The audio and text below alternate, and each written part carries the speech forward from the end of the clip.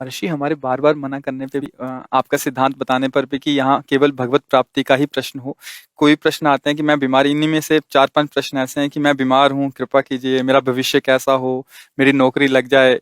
ये महाराज जी इसमें सबके लिए आपका क्या उपदेश? हाँ ठीक है, सबके अंदर भावना होती है कि भगवान या संत जनों के पास जाकर हमारी समस्याओं का समाधान हो, उनका अच्छा विचार है।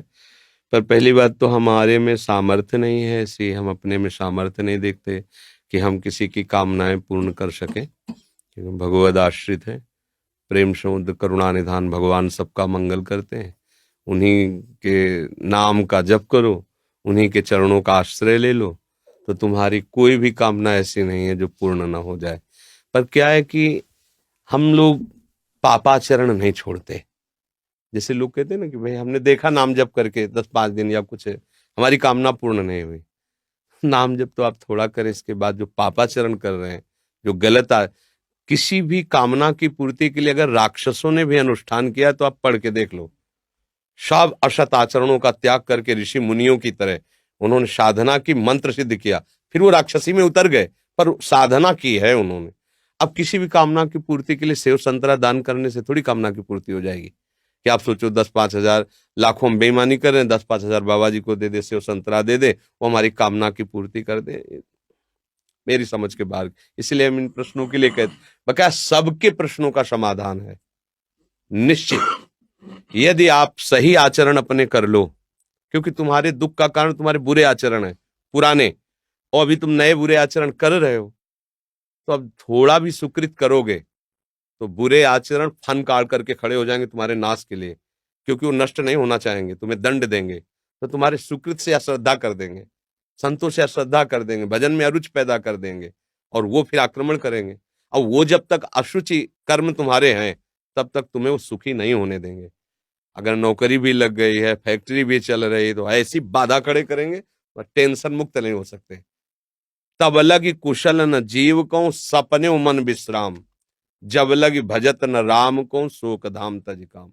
पक्का सिद्धांत है। आप सब अपने आचरण सुधार लो, खान पान सुधार लो, और अगर थोड़ा भी रामकृष्ण हरि जपोगे तो तुम्हारा मंगल हो जाएगा। कौन ऐसा काम है जो भगवान की कृपा से ना हो जाए? पर हम भगवान की कृपा का आदर कहाँ करते हैं? मन मानी हम विषय भोगें, गंदे आचरण करें, और कुछ बिहारी जी या किसी संत को हम दे के अपना काम बनाना चाहें, तो यहाँ घूस नहीं चलती। अगर तुम्हें अपनी कामना की पूर्ति करनी तो पहले आचरणों को संभालो। आप अपने आचरणों को ठीक करो, जो मूल बात है। ऊपर पेंट पोतने से कुछ नहीं होगा, नीचे नींव मजबूत नहीं, पूरा ढह जाएगा। अभी वर्तमान की कोई भी सेवा, कोई भी दान पुण्य आपका एक कर्म हुआ ना, तो आपके हजारों ऐसे कर्म जो आपका नाश करने के लिए तैयार हैं।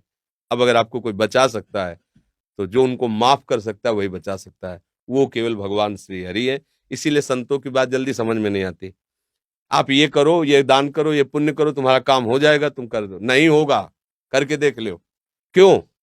क्योंकि जो तुम दान पुण्य कर रहे हो ये इतना बड़ा है, और तुम्हारे पहाड़ जैसे पाप जमा हो, तुम्हें सुखी कैसे होने देंगे? तब तुम्हें अश्रद्धा हो जाएगी कि ये, तो इसलिए मूल बात है, कोई भी ऐसी बात नहीं जो हमारे भगवान पूर्ण ना कर सके। पर आपको नियम से चलना होगा। आप शराब पियो, मुर्गा बकरा खाओ, व्यभिचार करो पाए माई माई बहन से, चोरी करो, हिंसा करो, और आप सोचो उससे कुछ हम धन दान करके या कोई हमारी कोई कामना की पूर्ति करने में समर्थ नहीं भगवान के सिवा। तुम चाहे जितने पातकी हो, भगवान का आश्रय ले लो। जिनका चरण धुवन गंगा जी हैं, जिनके चरणों का चिंतन कर कर बड़े बड़े महात्मा हो गए, उन्हीं से तुम्हारा मंगल होगा।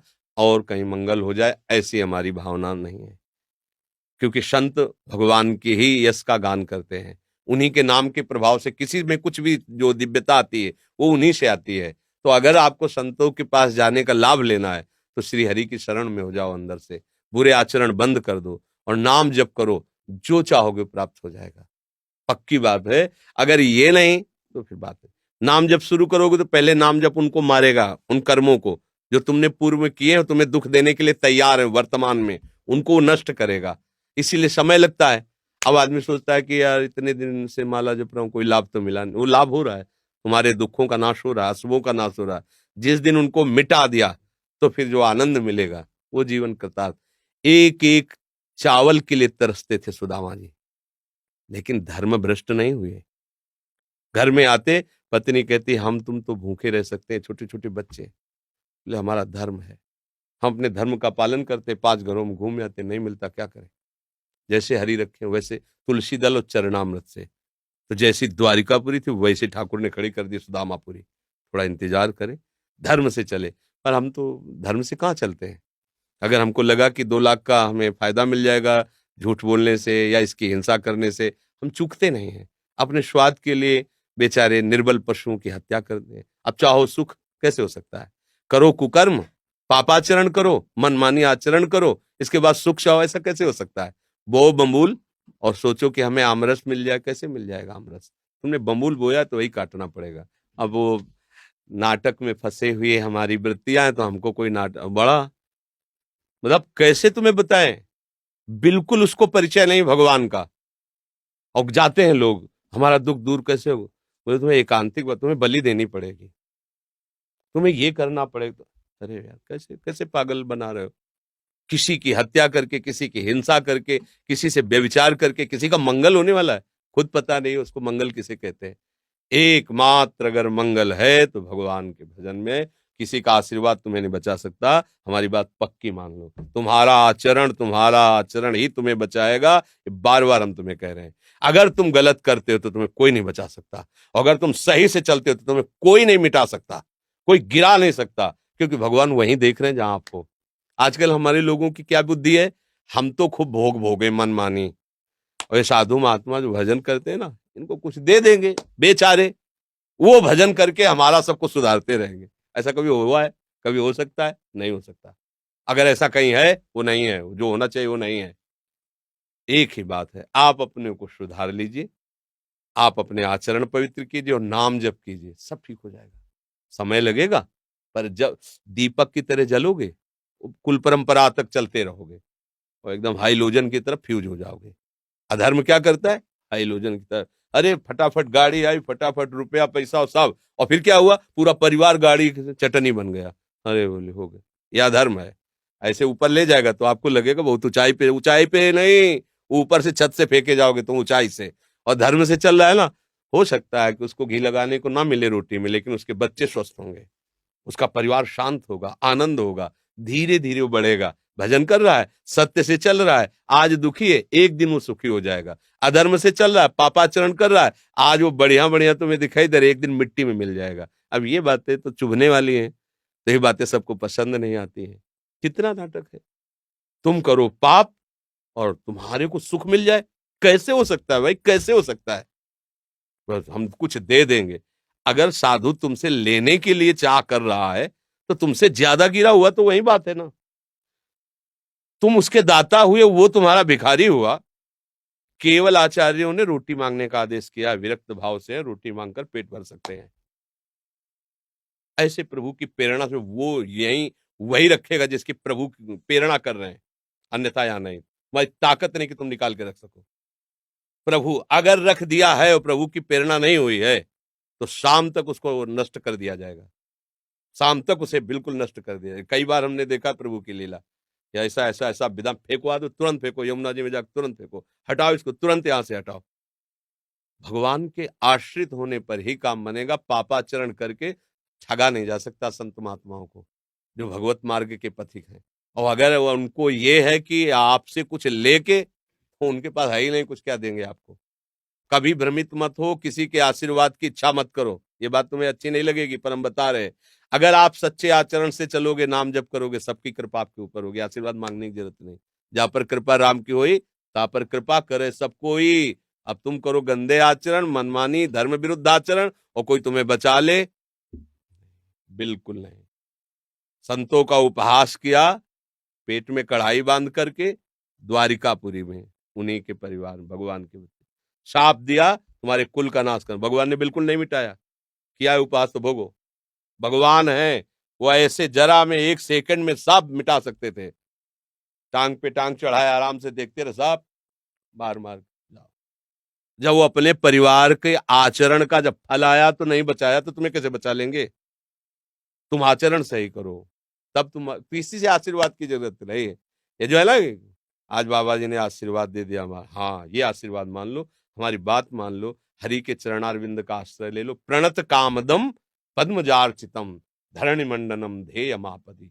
जिनके चरण चिंतन करने वालों के लिए कल्प तरु के समान है। आप हरि चरणों का चिंतन कीजिए। हरि स्मृति सर्व विपद विमोक्षणम। कोई विपत्ति तुम्हें परास्त नहीं कर सकती, आएगी परास्त नहीं कर पाएगी। हरि चरणों का चिंतन, जिनकी लक्ष्मी जी स्वयं हर समय पूजा करते हैं, वो चरण है। और उन चरणों का आप चिंतन करोगे तो लक्ष्मी कमी रहेगी क्या? पर हम भगवान से नहीं, हम अधर्म से सुख चाहते हैं, इसीलिए हमारी दुर्दशा हो रही। तो किसी की भी नौकरी है, फैक्ट्री है, बीमारी है, ये जो कुछ भी है सब भगवान की सृष्टि का है। आप उन मालिक की तरफ दृष्टि करो, उनके सन्मुख हो, उनसे प्रार्थना करो। वो बच्चों से कुछ लेने की जरूरत नहीं होती पिता को, बस जरूरत होती है कि वो पिता का अनन्य बना रहे। प्रभु कहते हैं अनन्य, मेरे अनन्य हो जाओ, सब काम बन जाएगा। तो इसीलिए हम कहते हैं कि अब जैसे अब हम क्या करें, तुम्हारी नौकरी नहीं लगती तो हम क्या करें? अगर हमारी नौकरी में निष्ठा होती तो हम भी नौकरी करते, बाबा जी ना बनते। अब किसी का ब्याह नहीं हो रहा, किसी को बच्चा नहीं, ये संसार के तो खेल है। अब इसके लिए हमारे पास तो एक ही उपाय, हरिशरणम हरिशरणम। वो तुम करोगे नहीं, तुम्हें चाहिए यही जंतुर मंतुर, यही घोड़े की नाल की अंगूठी और न जाने किसके नाखून, क्या क्या सब नौटंकी चाहिए तुम्हें। और वो कुछ नए कुछ लय ओला एकमात्र हरि स्मरण। विनिश्चितम बदामि ते नान्यथा वचांस में हरिम भजन्ते नरा भवसागर तरंते।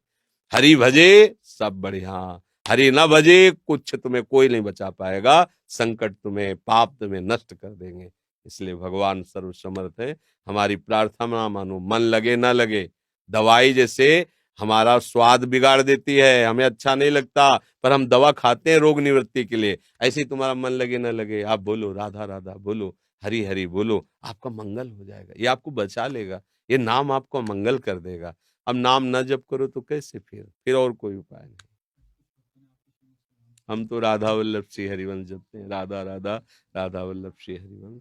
हमारे पास सब आए हो तो हमारी यही प्रार्थना, शराब मत पीना, मांस मत खाना, आज के बाद गंदी बात मत करो, धर्म से रहो, सुखी हो जाओगे।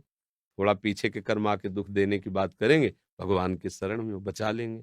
भगवान अपने जनों को ऐसे बचाते हैं, जैसे अपना लड़का है, कोई गलत काम कर दिया और उसको 4 लोग पीटने आ रहे हैं, तो चतुर पिता क्या करता है? दौड़ के हाथ पकड़ता है उसका और इतना हाथ ऊंचे करके ऐसे मारता है, और इतना जोर से चिल्लाएगा, हाथ ऊंचे उठाएगा, लगेगा कि मार डालेगा। और पर हाथ का बहुत हल्का प्रहार होगा, आवाज बहुत होगी, तो वो लोग कहें, मतलब जो 4 देख रहे हैं, अरे भाई अब क्यों मारते हो गई गलती। ऐसे ही भगवान अपने भक्तों को दंड देते हैं। भयंकर अपराध है, वो दिखाई दे रहा है बड़ा होके आएगा, तो ऐसे हल्के से निपाट देते हैं। रक्षा करो सदा तिनके रखवारी, जिम बालक राखे मातारी। वही हमें बचा सकते हैं, दूसरा भाई कोई नहीं, कोई दूसरा नहीं है, ये पक्का समझ लो। वही बचा सकते हैं, एक हरि, कोई नहीं बचा सकता। पूरा परिवार लग करके गजराज को बचाने की कोशिश की, हजारों हाथी हाथिनियां, नहीं बचा पाए। जब उसने देखा मेरा भी बल नहीं, मेरा परिवार सब छोड़ के चला गया, पुकारा हरि, पूरा नाम नहीं हो पाया था कि हरि आ गए, सुदर्शन चक्र से ग्राह को मार कर गजराज को मार लिया। सब पूरा सभा बैठी हुई है, कोई रक्षा द्रौपदी की नहीं कर पाया। जे ही पुकारा हे कृष्ण द्वारिका, यही भगवान वस्त्र बन गए। हमें चाहिए कि ये इन कथाओं से हमें प्रेरणा मिलती, हम भगवान का भरोसा रखें, वही बचाएंगे। उन्हीं के ही चरणों का आश्रय लेने से हमारी सारी कामनाएं पूर्ण होंगी, दूसरा कोई उपाय नहीं।